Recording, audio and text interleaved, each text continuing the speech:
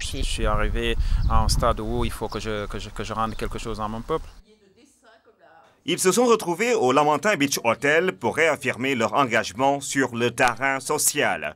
Mamoudou Diallo, capitaine de l'équipe nationale du beach soccer, Bazooka le lutteur, Véronique le doyen, célèbre actrice française, ou Salif Diao, du beau monde, pour un mariage entre le sport et l'humanitaire, sous la houlette de Véronique Chaplin. Avant d'être dans le caritatif, j'ai toujours été dans le milieu sportif. Moi, j'ai fait moi-même de la compétition sportive et ça a toujours été magique. Et donc, j'ai organisé des rassemblements de grands champions. Et quand j'ai vu toute la joie qu'il y avait autour de ça, tous les médias, je me suis dit autant le faire pour une noble cause. Et donc, j'ai créé des événements au profit d'enfants. Et au bout de 10 ans, c'est les champions eux-mêmes qui m'ont demandé de créer l'association SOS Gazelle. Et donc tous les ans, on fait 2 à 3 rassemblements de sportifs de haut niveau, le T-Break, au profit d'enfants, qui permet également de récolter des fonds. Et les champions, c'est la plus belle image qu'on puisse donner à une association, des champions qui ont réussi, le sens de l'effort, de la discipline.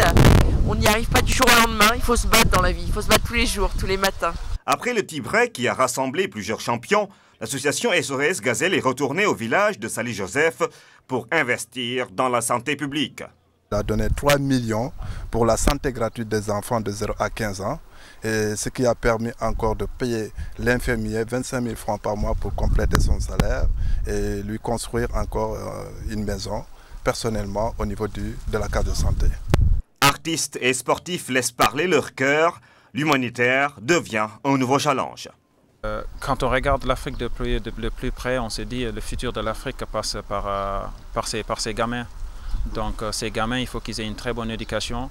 Et comme on dit, à travers le sport, on arrive à bouger des choses impressionnantes. Des choses que peut-être que même les politiques ou d'autres bonnes volontés ont envie de faire, mais ils n'y arrivent pas.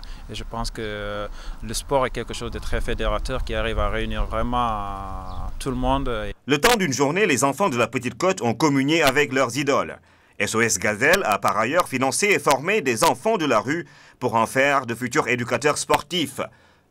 Un autre projet en vue, un centre multisportif à Saly-Joseph, parrainé par les champions pour détecter et faire éclore le talent des enfants de la Petite Côte.